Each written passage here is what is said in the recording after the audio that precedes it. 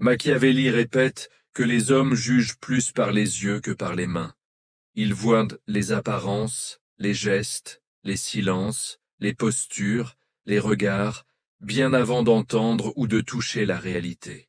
Dans un monde saturé de paroles, de négociations verbales et de discours, le vrai pouvoir ne réside souvent pas dans ce qui est dit, mais dans ce qui est montré sans être nommé, dans ce qui est présent sans être expliqué, dans ce qui est absent mais ressenti. Ce pouvoir invisible s'appelle aussi influence non verbale, présence silencieuse, dominance implicite ou intimidation par l'atmosphère. Il repose sur le fait que le cerveau humain prend la plupart de ses décisions rapides et souvent les plus importantes en moins de 200 millisecondes, en se basant sur des signaux visuels, posturaux, proxémiques et paralinguistiques. Des études en psychologie sociale montrent que 55 à 93% de l'impact d'une interaction provient de ces canaux non-verbaux, selon les contextes et les chercheurs comme Mehrabian ou Burgun. Les mots servent surtout à justifier après coup une décision déjà prise au niveau instinctif. Voici les mécanismes principaux par lesquels on influence les décisions sans ouvrir la bouche, directement inspirés des conseils machiavéliens et confirmés par la psychologie moderne. La posture d'expansion et d'occupation de l'espace. Machiavelli conseille au prince de paraître grand, majestueux, inaccessible. En psychologie, on parle de power posing ou postures expansives, épaules ouvertes, dos droit, tête légèrement relevée, jambes légèrement écartées, bras détendus, occupant de l'espace. Des études, comme celle de Carney et Cuddy, même si controversée sur les effets hormonaux, montrent que ces postures augmentent la perception de dominance et de compétence chez les observateurs.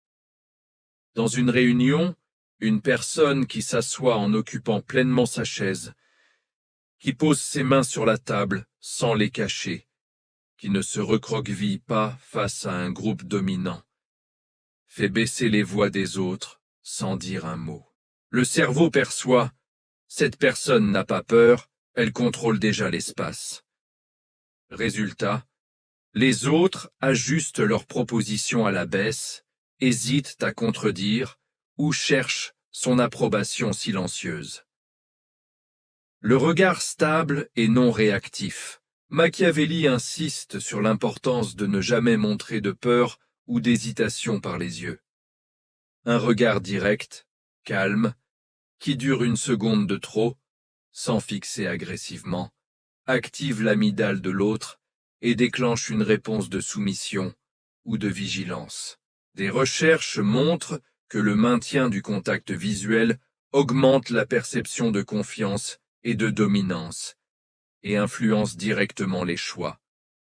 Les gens font plus de concessions face à quelqu'un qui les regarde calmement sans ciller. Dans une négociation, celui qui baisse les yeux le premier perd souvent 10-20% de marge sans que personne ne s'en rende compte verbalement. Le silence stratégique et l'absence de remplissage. L'un des conseils les plus répétés chez Machiavelli, parlez peu, laissez les autres se révéler. Le silence crée un vide inconfortable que la plupart des gens comblent en parlant plus, en révélant leurs cartes, en baissant leur prix ou en changeant d'avis. Psychologiquement, le silence prolongé active le besoin d'approbation sociale. L'autre se sent jugé, évalué et ajuste son comportement pour passer le test. Des études sur les négociations montrent que les négociateurs qui tolèrent le silence obtiennent systématiquement de meilleures concessions, jusqu'à 20-30% de plus dans certains cas. Les micro-expressions et la neutralité émotionnelle, Machiavelli demande au prince de simuler la vertu sans nécessairement l'être, et surtout de ne jamais montrer ses vraies émotions quand elles sont défavorables. une neutralité faciale parfaite, pas de sourire forcé, pas de froncement involontaire, pas de micro-expression de mépris ou de peur, rend l'autre anxieux. Que pense-t-il vraiment? Paul Ekman a démontré que les micro-expressions de dégoût, de mépris ou de colère, même masquées en 1/25e de seconde, influencent massivement la confiance et les décisions. Celui qui reste neutre force l'autre à projeter ses propres peurs ou doutes, et donc à faire des concessions préventives. La proxémie est le timing d'entrée-sortie. Machiavelli conseille de paraître inaccessible.